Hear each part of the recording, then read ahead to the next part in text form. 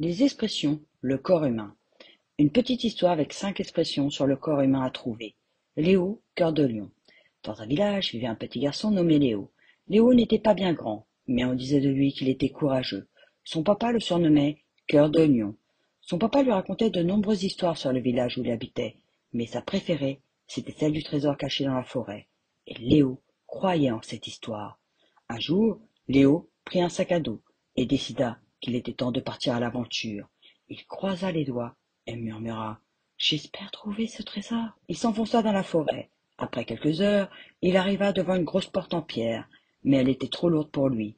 Il comprit qu'il venait de tomber sur un os. Ce ne sera pas facile d'ouvrir cette porte. Il commençait à perdre espoir quand il se rappela les paroles de sa maman. Léo, il suffit de croire en toi et tu pourras tout accomplir. Ces mots lui donnèrent la force qui lui manquait. Il n'abandonnerait pas. Il chercha longtemps. Quand il découvrit un levier caché sous une pierre, il tira très très fort et la porte s'ouvrit. À l'intérieur, une caverne. Léo sourit. Il était sûr qu'il était tout près de ce qu'il cherchait. Il s'approcha des lumières qui brillaient à l'intérieur quand un grand serpent apparut. Il sut que c'était le gardien du trésor. Léo, avec une main de fer dans un gant de velours, s'adressa au serpent, avec respect mais fermeté. Nous avons besoin de ce trésor. Nous avons bientôt plus de quoi nous nourrir.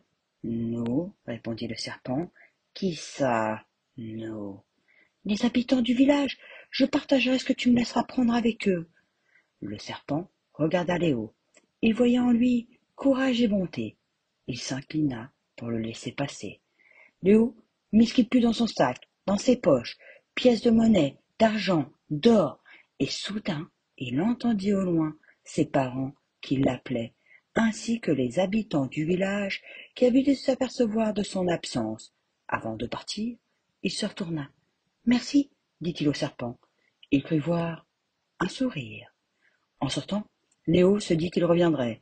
Il entendit les voix qui se rapprochaient. Il courut et tomba.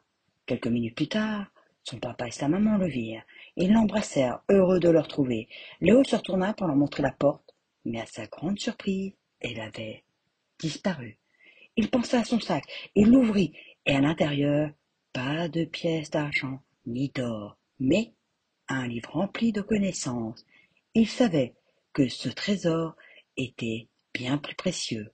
Il partagea, comme promis au serpent, la connaissance avec les autres habitants. Grâce à lui, le petit village ne manqua plus de rien. Et c'est ainsi que Léo, le petit garçon courageux, prouva qu'à cœur vaillant, rien d'impossible. As-tu trouvé les 5 expressions? Expression numéro 1. Son papa le surnommait Cœur de Lion. Cœur de Lion. Pour les adultes, l'expression Cœur de Lion est une périphrase littéraire renvoyant au roi des animaux, symbole de bravoure et de courage. Le terme s'est popularisé sous l'impulsion des historiens français au XIIe siècle qui attribuèrent ce surnom au roi Richard Ier d'Angleterre, surnommé Richard Cœur de Lion. Pour les enfants, Cœur de lion, cela signifie que tu as un cœur très courageux, plein de force et de bravoure. C'est comme avoir un petit lion à l'intérieur de soi qui rugit et qui t'aide à affronter les défis et à faire preuve de courage dans toutes les situations. Expression numéro 2. Il croisa les doigts. Croiser les doigts. Pour les adultes, d'après les croyances de la religion chrétienne, le fait de croiser les doigts permettait de faire une croix et donc de repousser le diable et les mauvais esprits. De nos jours, l'expression croiser les doigts n'a plus de connotation religieuse et s'emploie lorsqu'on souhaite que quelque chose réussisse. Pour les enfants, imagine que tes doigts sont comme des super-héros qui peuvent se croiser pour t'apporter de la chance. Quand on dit croiser les doigts, c'est un peu comme si on demandait à ces super-héros de travailler ensemble pour nous aider à réaliser nos rêves et nos vœux. Expression numéro 3. Il comprit qu'il venait de tomber sur un os. Tomber sur un os. Pour les adultes, cette expression apparue en 1914 signifie rencontrer une difficulté, un obstacle imprévu. Aujourd'hui, utilisée dans le langage courant, elle trouve son origine dans le monde militaire, et plus précisément dans les tranchées de la Première Guerre mondiale. À l'époque, à l'heure du repas, les rations étaient loin d'être copieuses. Les soldats les plus chanceux avaient le droit à un morceau de viande, tandis que les autres ne recevaient que les restes, avec beaucoup d'os. Passé la déception, les malheureux n'avaient alors plus qu'à ronger minutieusement leur os pour grappiller les maigres bouts de chair. Pour les enfants, imagine que tu es en train de marcher dans une forêt enchantée et soudain, au lieu de te trouver un trésor, tu tombes sur un gros os de dinosaure qui bloque ton chemin. C'est un peu comme si la vie te jouait un tour en te mettant un défi inattendu, un obstacle. Quand on dit tomber sur un os, ça veut dire qu'on rencontre un problème ou une difficulté imprévue. Expression numéro 4. Avec une main de fer dans un gant de velours. Une main de fer dans un gant de velours. Pour les adultes, expression de Jean-Baptiste Bernadotte, militaire français du XIXe siècle, devenu roi de Suède et de Norvège. Il invoqua, en effet, lors d'un entretien avec le comte d'Artois, la nécessité de gouverner les Français avec un gant de velours. La maxime est composée de 2 parties. La première désigne la main de fer, qui évoque une personne ayant de l'autorité, de la poigne, et qui exerce cette dernière avec dureté. La seconde partie, à savoir le gant de velours, illustre la douceur, la diplomatie.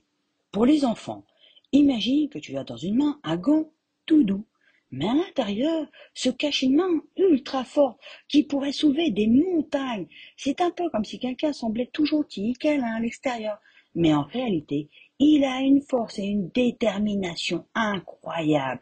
Quand on dit une main de fer dans un gant de velours, ça veut dire qu'une personne sait être douce et gentille en apparence, mais qu'elle a en réalité une grande force en elle pour agir.